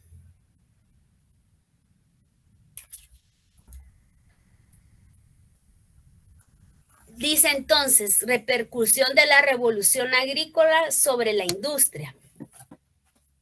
Las materias primas agrícolas y los medios de trabajo se convierten en elemento de capital constante. La expropiación y el desalojo de una parte de la población rural no solo libera y pone a disposición el capital industrial a los trabajadores jurídicamente libres, junto a ellos los medios de subsistencia o medios de trabajo, creándose además del mercado interno, ¿verdad? La expropiación es el desahucio de la parte de la población rural y no solamente deja a los obreros y sus medios de trabajo disponibles para el capital, sino que también crea un mercado interior, ¿verdad? Ahí se crea otro tipo de mercado en el cual, a pesar de haber disminuido el número de brazos que cultivan la tierra, esta seguía dando el mismo producto. ¿Por qué será?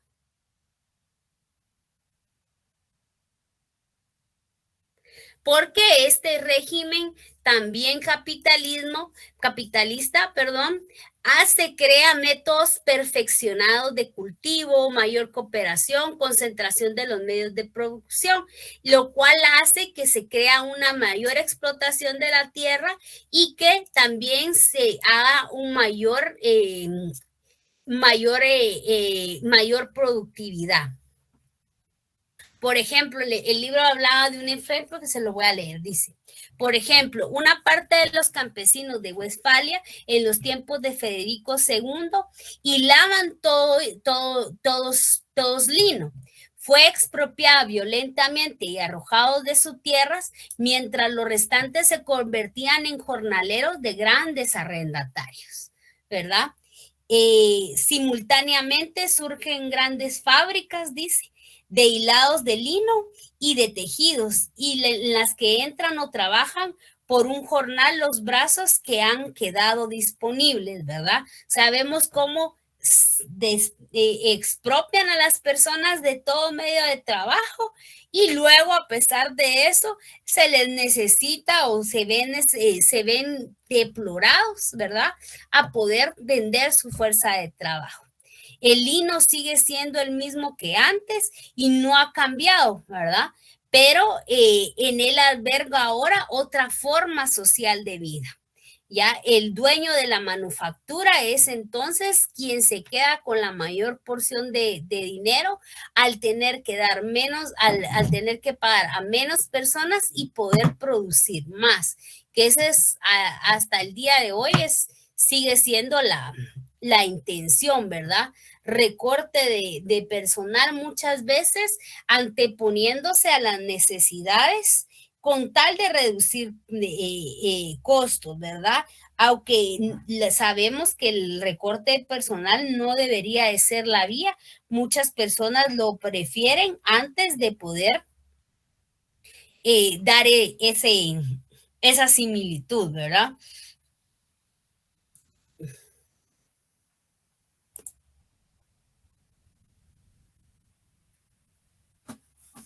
Dice, el periodo propiamente manufacturero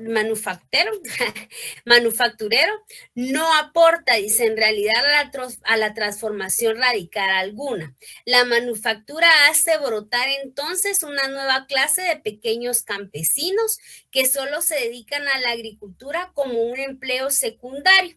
¿Por qué? Porque necesitan asalariarse para poder subsistir, ¿verdad? No es una cuestión opcional, ¿verdad? No es algo, yo trabajo porque quiero, no, yo trabajo porque debo, ¿verdad? Y las tierras ya es algo secundario, o sea, sí se cultivan las tierras, por supuesto, sigue siendo algo importante para la subsistencia, pero es secundario en la economía de las familias directamente, ¿verdad? En el tiempo de Mireval, por ejemplo, las grandes manufacturas se llamaban manufacturas reúnes, talleres reunidos como decimos en las tierras cuando se juntaban, ¿verdad? O sea, ha ido variando a través del tiempo estas formas de concentración y de agrupación de las personas, ¿verdad? Las grandes manufacturas en las que trabajan cientos de hombres bajo órdenes de director y que se denominan generalmente manufacturas reunidas, ¿verdad? Porque la idea era eso, ¿verdad? Que las manufacturas estuvieran unidas o talleres reunidos donde ellos pudieran eficientar su trabajo. La fábrica reunida fue enriquecida fabulosamente por los empresarios y los obreros que trabajaban y no son más que jornaleros, ¿verdad? O sea, eran las personas que trabajaban en estas manufacturas reunidas. En las fábricas, por ejemplo, nadie se enriquece, pero gozan de bienestar y multitud de obreros, ¿verdad? Las personas no logran enriquecerse, pero por lo menos pues tienen un ingreso de vida, ¿verdad? Eso es lo que pues hasta nuestros tiempos nos pasa a ustedes, que no es que estemos en el ideal, pero lo necesitamos, ¿verdad? El número de obreros activos iba creciendo, ¿verdad? También a medida que iban creciendo estas manufacturas. Y la expropiación, por ejemplo, de esta población rural deja muchos obreros sin sus medios de vida y sin sus materiales de trabajo disponibles para que el capital industrial los utilice y que además crea el mercado interior, ¿verdad? ¿Alguna duda hasta el momento? ¿Algún aporte?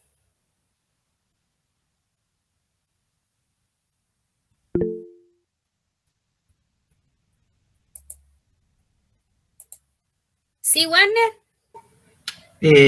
Yo puedo comprender un poquito más la manufactura porque la empresa que yo laboro, actualmente yo trabajo para un departamento de mejora continua, se llama Manufactura Esbelta. Entonces, con eso de los procedimientos, incluso podemos capacitar a los nuevos elementos enfocándolos a esto de la manufactura. Yo entiendo que pues la manufactura es un proceso de mejora continua. O sea, buscar la manera de no crear más, ¿cómo se le puede decir? De no ser tal vez no pensándolo mejor, perdón, buscar la forma, la manera de que el proceso sea más eficiente y menos cansado. En eso nos enfocamos nosotros. Por ejemplo, el de las máquinas. Un ejemplo era que nosotros utilizamos es el de Ford. Anteriormente dice que ellos fabricaban un auto mensualmente y hallaron la manera de con máquinas de tratar de la manera de producirlo cada segundo. Entonces es una mejora y eso es lo que lo veo reflejado ahora en lo que usted estaba explicando. Anteriormente, pues la mano de obra no pensaba o no tenía una manera de cómo producirlo continuamente y hasta que lo hallaron y fue el capitalismo. Exactamente, fue en el capitalismo donde se desarrolla. Y el departamento de mejora continua, perdón, pero me dio curiosidad, ¿qué es lo que hace?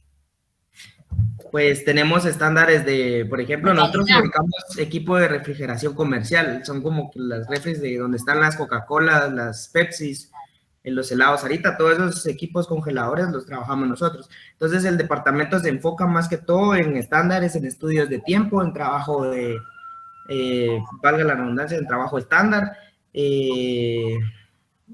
¿cómo se puede decir? Meta a cumplir del día, mejoras continuas de cómo se puede hacer el proceso más rápido y más eficiente y con menos costo. Otra cosa es de buenas prácticas, donde el operario, se puede decir, lo podemos incentivar a que si tiene una mejor manera de hacerlo, el procedimiento más rápido, pues también se puede estandarizar eso. Que ese es el auge del capitalismo, ¿verdad? Estandarizar procesos y de que sea de alguna manera hay algo que se puede eficientar, se eficiente, ¿verdad? Sí, listo. Y algunas veces no es con personas. Sí, incluso se puede decir que nosotros nuestros cimientos son unas líneas de producción continua. Por ejemplo, existe línea A, B, C, D y E, donde la línea A, B y E son las más rápidas, son las que producen más porque tienen más personal y tienen más espacio. La línea C y línea D son las que trabajan congeladores, tipo congeladores, son un poquito más lentas, pero igual tienen una tripulación base y cada quien sabe hacerlo, o sea, se hace lo mismo, pero viéndolo desde un punto de vista de tiempo son muy rápidos. Sí, totalmente. ¿Alguien más que nos quiera compartir su experiencia de manufactura? Que tenga ese conocimiento.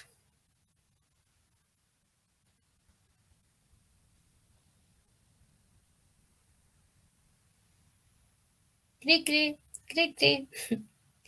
¿Verdad? Pero sí es justamente lo que nos comparte Wagner, ¿verdad? Que es realmente ese es el sentir capitalista y no es algo que venga ahorita en los últimos años, sino como vemos, es algo desde su concepción. El capitalismo siempre ha buscado eficientar, pero sí el capitalismo ha mutado y se ha vuelto mucho más humano, ¿verdad? Hoy en día, pues, es un capitalismo mucho más humano en el cual todos entramos en ese rollo, ¿verdad? Pero el inicio no fue exactamente así, ¿verdad? La gran industria, por ejemplo, con la maquinaria, ¿verdad? Expropia también mucho trabajo, muchas personas que eran socialmente necesarias para realizar un trabajo, pues hoy las hacen con maquinaria. Eso ha hecho dos cosas, personas que se quedan sin desempleadas, pero también personas que se ven obligadas a tecnificarse, ¿verdad? Para poder operar las máquinas. Ahí sí que aquí en el capitalismo, el que se duerma se muere, ¿va? Ustedes, o sea, toca especializarse, ¿verdad? Ahí sí como ustedes han visto esto no sé si alguien ha visto Willy Wonka. Como esta empresa de chocolates, ¿verdad? Al principio viene y la gente tiene trabajo haciendo las cosas, ya luego todo es máquinas y lo que se ven es en la necesidad de reparar esas máquinas, ¿verdad? Entonces, la parte importante de nosotros las personas es tecnificarnos para poder entrar así en este mundo capitalista, porque al final es en el sistema económico en el que estamos y si no entramos, pues nos morimos de hambre, ¿verdad ustedes? Entonces hay que aprender a jugar el juego al sistema y poder tecnificarnos y vender nuestra mano de obra lo mejor pagado que podamos en ella misma, ¿verdad? Porque esas condiciones socialmente no van a cambiar, ¿verdad? Vemos que hay un divorcio, dice, entre la agricultura y la industria doméstico-rural, cuyas raíces son la industria de hilados y tejidos, ¿verdad? Porque es esta la primera gran industria que se crea, que es la industria manufacturera, a través de todas esas, como le digo, primero hicieron grandes llanuras para poder tener donde tener sus ovejitas y estas con una acumulación de capital. Entonces, ellos se hacen dueños de la tierra, ellos se hacen dueños del capital, y es a través de esto como se ven en la necesidad de ir contratando personas para que trabajen esas tierras, pero no lo hacen de la misma forma. O sea, ahí hay un gran lapso para que el capitalismo hoy esté como está, y aún así, pues el desempleo sigue, ¿verdad? Pero ya es una menor tasa de como en sus inicios, porque la industria ha avanzado a tal punto que ha sido tan diversa que hay miles de industrias y miles de formas de trabajo, entre ellas el emprendimiento, ¿verdad? Ustedes que antes también era algo un poco complejo porque las personas eran emprendedoras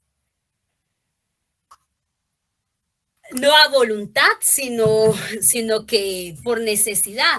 Pero ahora el trabajo asalariado es tan bajo que las personas a veces hasta son emprendedoras a voluntad, lo cual es correcto, pues, porque siempre hay que buscar esa fuente extra de trabajo, esa fuente extra de dinero que nos permita, ¿verdad?, de alguna forma obtener los recursos mínimos que necesitamos para poder nosotros obtener la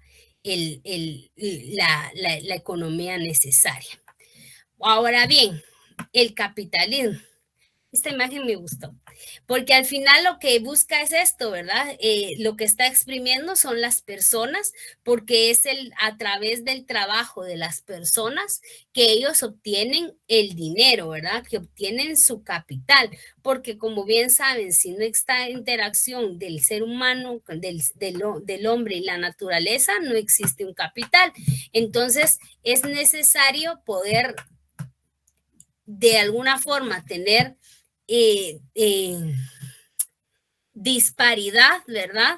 Entre el obrero y el capital para poder obtener la máxima ganancias. Y en la génesis del capital industrial dice que no se desarrolla en un modo tan lento y paulatino como en la del arrendatario. Esto fue un poquito más acelerado, ¿verdad?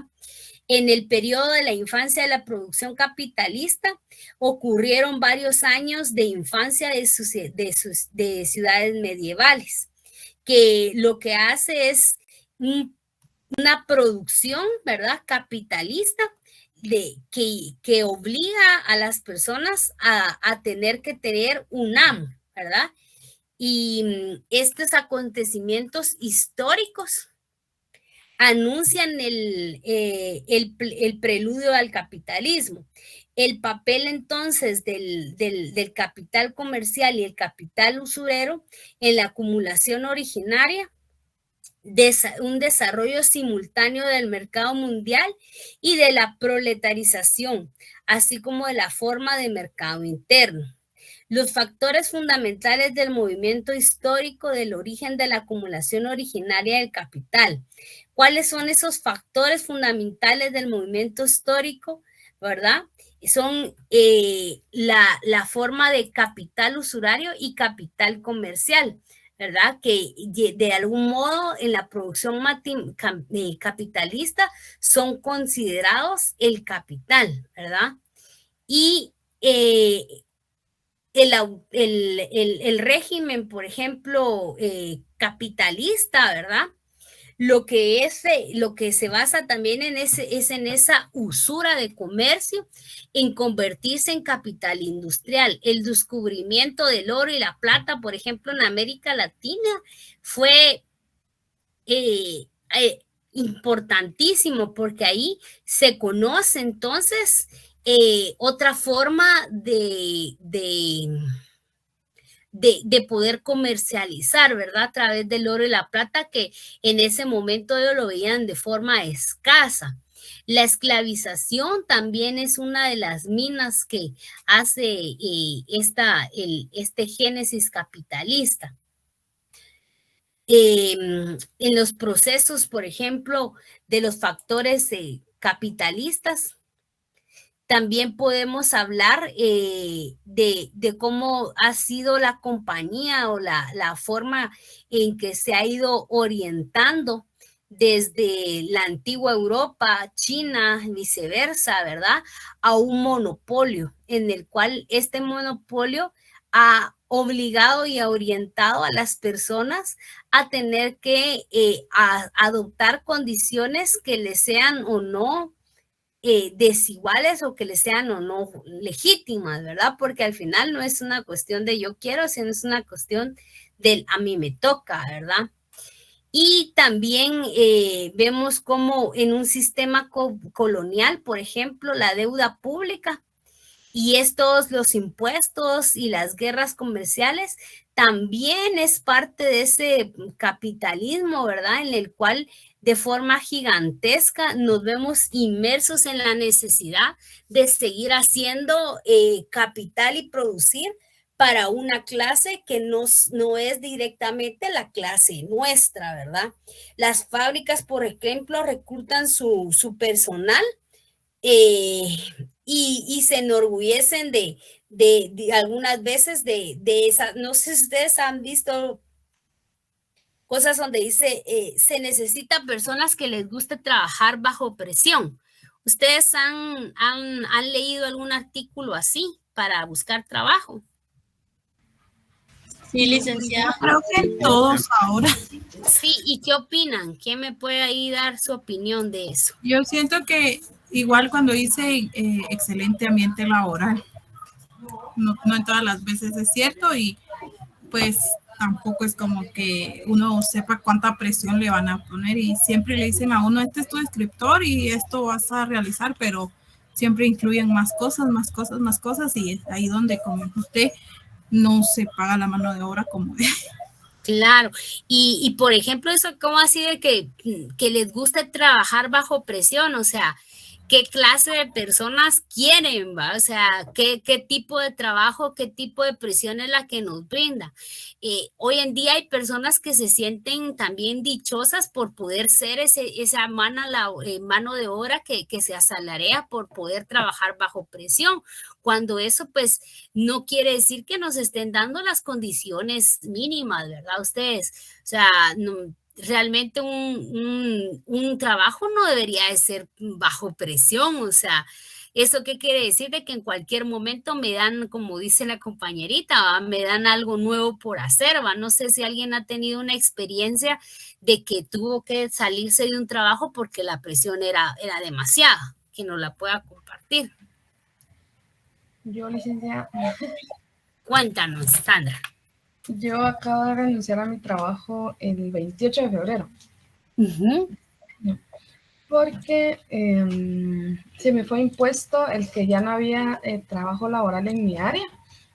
Entonces me dijeron, en este momento, como en toda empresa, en un momento lo van a querer despedir a uno con tal de no pagar el tiempo. Entonces me dijeron, lo que te puedo dar en este momento es que estés en producción. O sea, mi respuesta fue así como que yo no quería, ¿verdad? Pero, entonces, al momento de yo no querer estar en producción, me dijeron, bueno, en el momento cuando la contratamos, se le dijo que usted tenía que apoyarnos en lo que pudiéramos, y si no le parece, entonces se puede ir, porque al momento de que uno los contrata, ustedes le dicen sí a todo a uno, pero cuando uno necesita el apoyo de ustedes, no están para apoyarnos a nosotros, ¿verdad? Entonces, en ese momento, pues por falta de, ahí sí que por necesidad, acepté trabajar en producción por un tiempo. Creo que fue menos de un mes, porque igual como es trabajo de producción, querían que me quedara a velar, querían que trabajara de noche. Entonces ahí fue donde ya no me gustó, y como sabía que, o sea, de una u otra manera no me iban a despedir, mejor decidí renunciar. Sí, y eso es lo peor, ¿va? Porque al final uno lo que quiere es que lo despidan en todo caso para que le den su tiempo, ¿verdad? Sí, definitivamente. Pero no, algunas veces eso es un despido indirecto. Por ejemplo, si tú haces ahí tu seguimiento, pero ya no sé si ya se te venció marzo. No, todavía podés, fíjate. Yo sabía que darle el seguimiento de despido indirecto porque para... Pero es antes de los 2 meses, Sandra. Tendrías hasta el 28 para poner tu denuncia, o sea, tenés que hacerla en esta semana, tu denuncia. La verdad que eso fue, o sea, eso fue en enero, entonces como que ya se me pasó. Ajá, pero o sea, bien. Sí, en febrero. Sí, pues, pero en ese momento tú puedes poner tu, como digamos, ahí fue donde hubo ese lapso en febrero, todavía estás a tiempo de poner tu demanda, pero sí valdría la pena porque al final eso es un despido indirecto cuando a uno lo contratan para una cosa y después nos ponen a hacer otra, ¿verdad? Incluso yo cuando salí del área de oficina, pues yo le dije a encargada de recursos humanos, que era un área que yo también llevaba, que si me iba a hacer nuevo contrato ya que pasaba al área de producción, porque tenía que haber una nueva contratación en el área de producción, y me dijeron que no iban a hacer eso, que solamente iba a ser así como de palabra, ¿verdad? Súper ilegal todo, ¿verdad? Sí. Y aparte de que al momento ahorita sigo pidiendo mi finiquito de liquidación y todavía no me la han cancelado. Porque como había cogido lo que era bonificación y aguinaldo de algunos meses, pues no me han cancelado eso todavía. Sí, es terrible. O sea, así créeme que a muchos nos ha pasado, yo también lo he vivido, pero ay, si ustedes, yo sí soy de la idea que si se puede mandar, hay que mandar, porque la vida es muy corta como para estar perdonando a los ricos, ¿verdad? Dice Leslie que a ella le hicieron firmar su propia carta de renuncia. ¿Cómo está eso, Leslie? Chisme completo, por favor. Es que tú eres la que no tiene el micrófono, ¿verdad?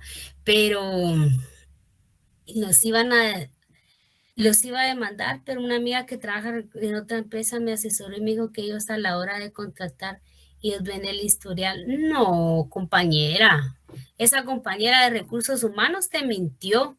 Primero, eso es parte de tus derechos, ¿verdad? Eso es algo que tú haces directamente con el Ministerio de Trabajo, y el Ministerio de Trabajo no es como que ponga parte a todo.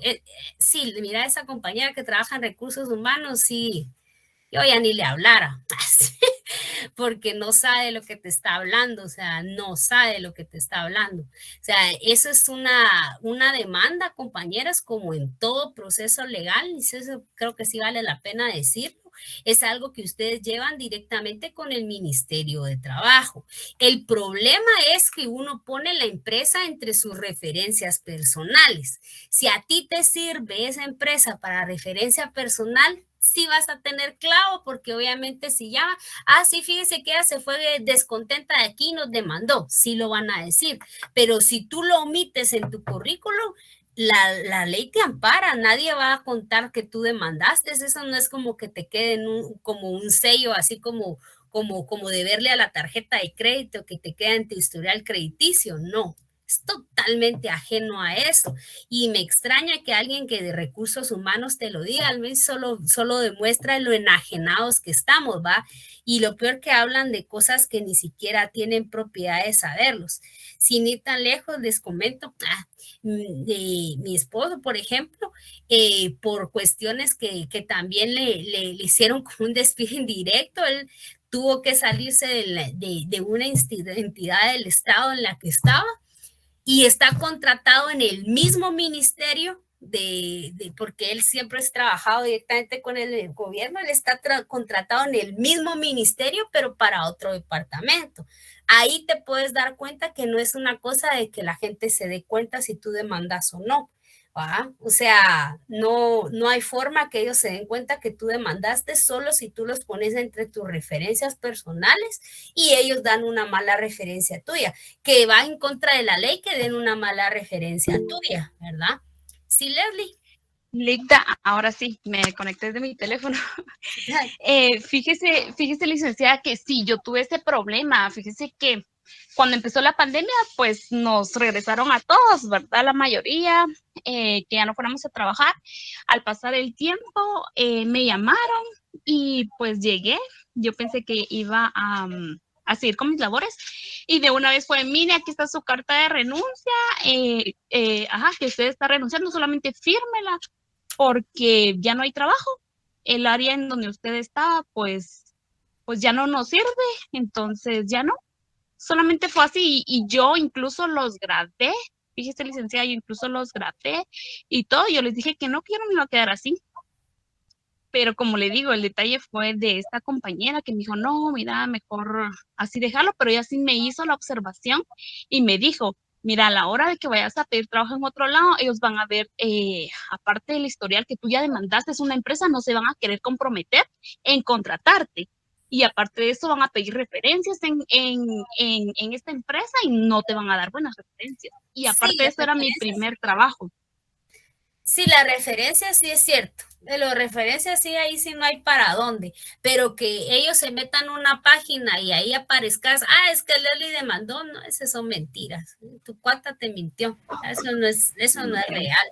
Como te digo, yo vivo con alguien que tiene demandado al ministerio y trabaja en el mismo ministerio que tiene demandado, ¿me entendés? O sea, ni entre ellos existe esa comunicación, porque eso es un proceso legal y privado. Toda demanda es un proceso legal y privado que llevas en el Ministerio de Trabajo con la entidad que te estás. O sea, por ejemplo, yo uno de los lugares donde peor me fue laboralmente, ustedes, yo me muero por demandarles, de verdad. Así es una cosa que me da ahí de ganas, así de, porque demasiadas violaciones a mis derechos, pero yo ahí trabajé 2 años y eso a mí me ayuda en mi currículum, ¿verdad? Y estoy a punto que solo cumplo en este trabajo que tengo, ya cumplí.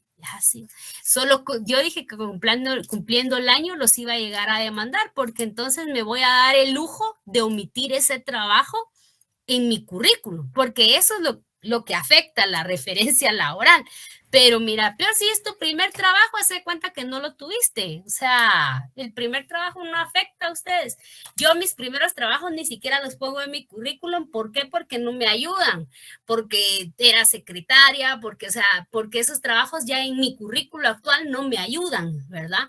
Entonces, primeros trabajos no los pongo. Entonces, uno también tiene que saber cómo jugar con su currículum.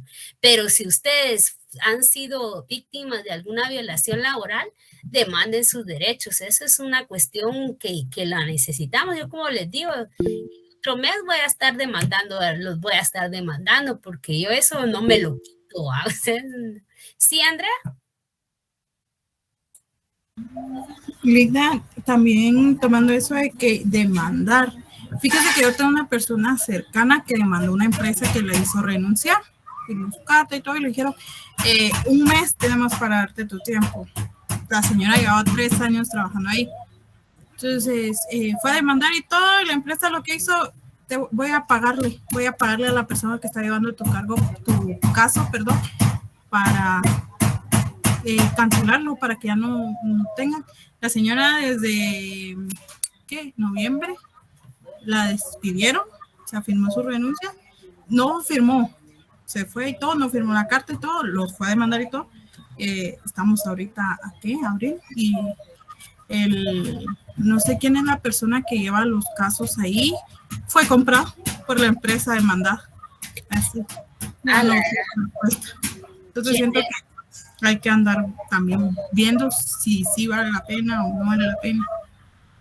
Pues mira, yo en mi experiencia, pues yo nunca he tenido la necesidad hasta ahora, pero sí conozco gente que lo ha hecho y yo conozco una persona que le sacó más de 300,000 quetzales a una empresa, porque no solamente le sacó, digamos, las prestaciones que llevaba acumuladas, sino que le logró sacar sueldos caídos por despido injustificado. ¿Ah? O sea, yo sí conozco gente que ha ganado sus demandas laborales.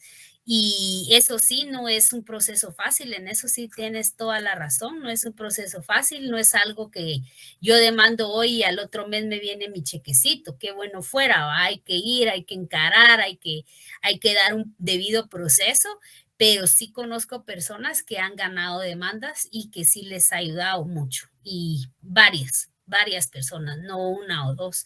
Entonces sí conozco varias personas que afortunadamente sí les ha hecho justicia a la ley, porque aparte la ley nos ampara, ustedes, la ley, por lo menos la ley guatemalteca, está a favor del trabajador, entonces el trabajador demanda, fijo gana, o sea, es poco probable que no gane un trabajador. Inclusive cuando hay vicios en los procesos, así como el que tú nos estás contando, la persona podría volver a solicitar otro proceso con otras personas que le va a llevar más años, sí, pero si uno puede demostrar, y pues dinero regalado ahí estaba, y máxime cuando te hicieron firmar una carta, tú puedes hasta solicitar ¿cómo se llama? Sueldos caídos.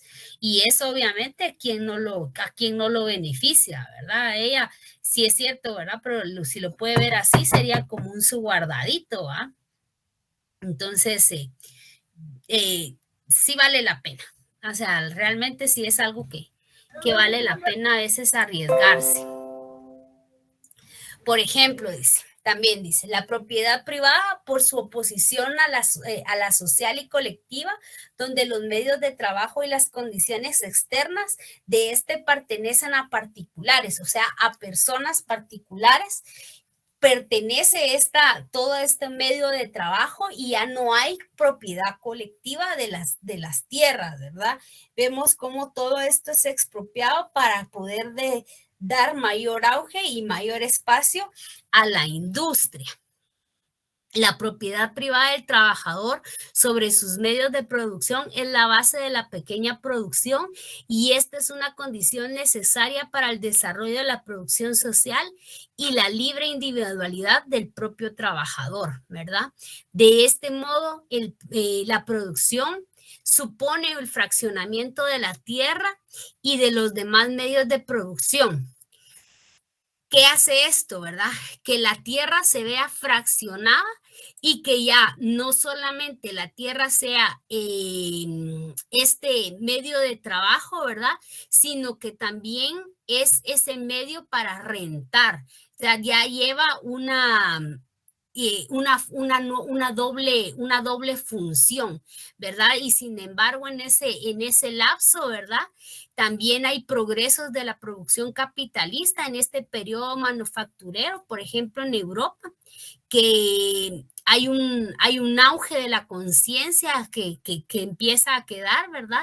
Y en diversos países se jactan de que poder servir a los medios de acumulación capital, o sea, de que se ve como algo, digamos, algo acertado, ¿verdad? Poder apoyar a la acumulación de capital, ¿verdad? Porque se prioriza entonces el enriquecimiento de unos pocos, ¿verdad? También vemos cómo esta expropiación, ¿verdad? Se lleva a cabo por el juego de leyes de la producción capitalista y por la centralización de los capitales, ¿ya? En la cual estas leyes, ¿verdad? Hacen resurgir una clase antiguamente, pues, burguesa, ¿verdad?, a ser los nuevos terratenientes, esta nueva clase de terratenientes, que es una clase burguesa que tiene como la totalidad de los medios de producción. ¿Ya? Y por último es esa tendencia histórica de la acumulación de capitalista. Esta tendencia no es más que la destrucción de la propiedad privada basada en el trabajo propio, o sea, en la cual yo tengo porque yo trabajo, y lo que hace es una propiedad privada en oposición a cualquier cuestión social o colectiva, en el cual su carácter es directamente particular, y lo que hace es concentrar la mayor cantidad de tierra en pocas manos. La propiedad privada del trabajador, entonces, tiene como base esos medios de producción y hace que la libre individualidad del propio trabajador se vea en la necesidad de asalariarse, aunque éste le guste o no, ¿verdad? Ese ya no es una opción en esta nueva forma de